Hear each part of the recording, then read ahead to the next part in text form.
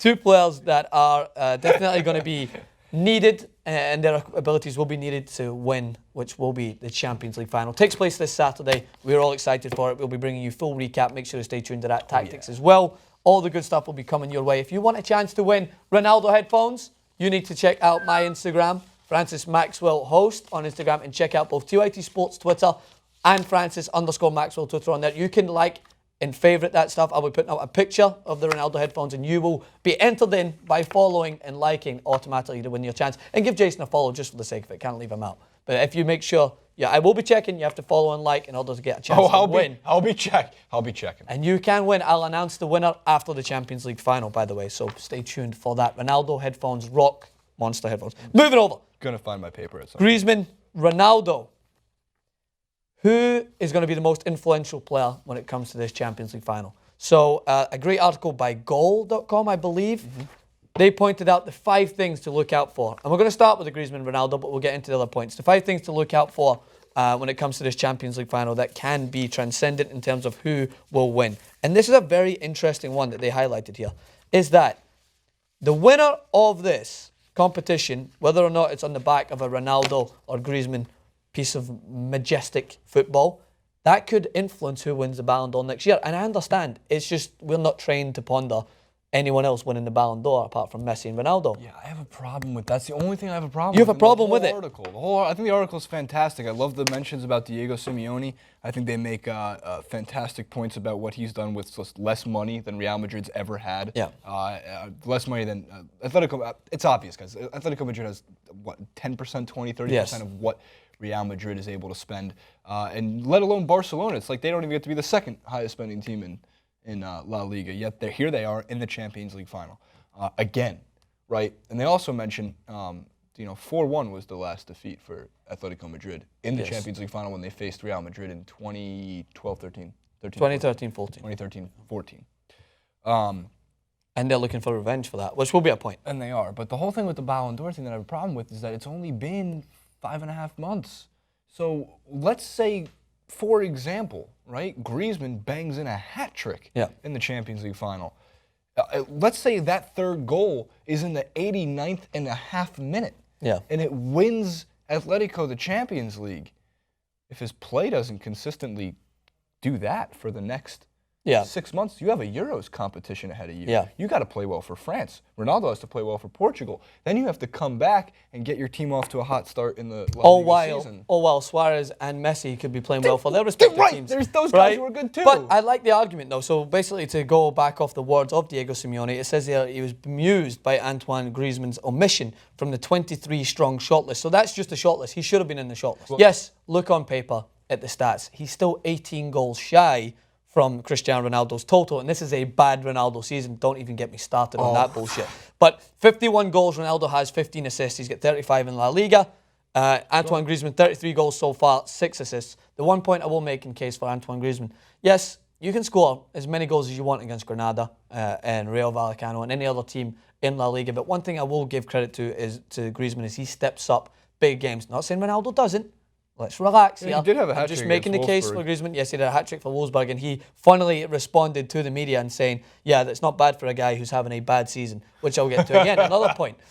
So Griezmann has scored this season crucial goals against Bayern Munich, crucial goals against Barcelona, 2 goals against Barcelona actually, and a great goal against Real Madrid in the Madrid Derby in February. So he knows what it takes to score against big teams.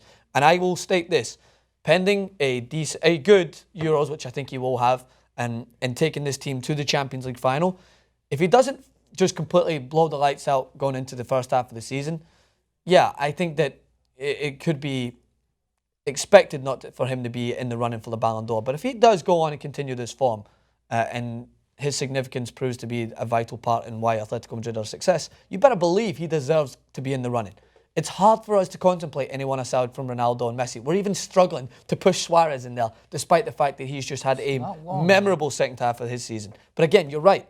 There is still a lot of time. This is the most significant 3 months in terms of Ballon d'Or winners. Yes, you want to have a the first half of the season, but let's not kid ourselves. This is a significant part. Euros, Champions League finals. Copa. Why do you think, even though Messi did not win the Ballon d'Or solely on the fact that they won the Champions League final, he had a great season throughout. that was a significant factor in why he won the Ballon d'Or. Of course. The Ronaldo Griezmann graphic. This is on the international level, and I wanted to talk about this really quickly because I think it's really interesting as well. Yeah. The goals differential is huge. Like there's the 52 goals in the 2015-2016 season, a bad season for Cristiano Ronaldo, according to the media. 34 for Griezmann. But why do I bring that up again? Well, one, internationally, obviously, Ronaldo scored a lot more goals, but he is all of Portugal. But Atletico Madrid is not a goal-scoring team. They are a defensive-minded team. Yes. So 34 goals on a defensive-minded team. Very good point. Where your goal differential is tiny, is minuscule in comparison to that of Barcelona and Real Madrid, is really impressive. 34 goals is comparable to 52 just because of how Atletico plays their style of football. You see this here, Jason? The tier? I just feel like I've walked you to school, right? And I've took your hand.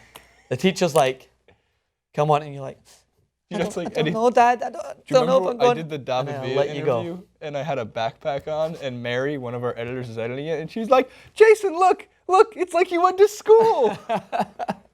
And that was all part and parcel for our growth in our ability to groom you as a fantastic football manager. I need 4 questions for David Villa. I also need going to ask him what kind of pizza he likes. Francis, don't ask him. Don't ask him that, please don't.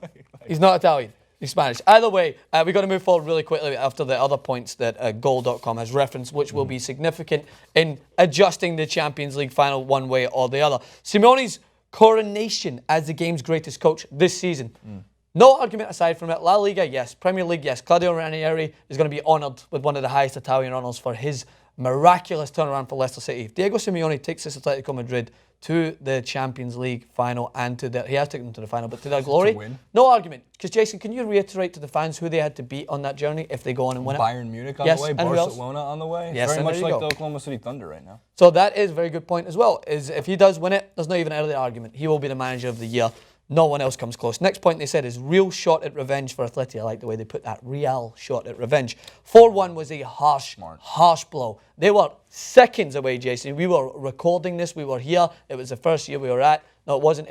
We were there just before that. We came in at the World Cup just at that time, so we weren't actually friends then. But if we were watching it together, we would have felt the blow of Atletico Madrid because, Jason, they were seconds away from winning the Champions League and a memorable season which they won La Liga as well, doing the most miraculous double that no one else would have expected. And Sergio Ramos with his dodgy haircut, bang, what a header, bottom corner, and then they went on in extra time to win 4-1. Yeah. Ronaldo whipped his shirt off after having a shit game and celebrated. Oh, that's why Getty Images like #1 picture. The flexing.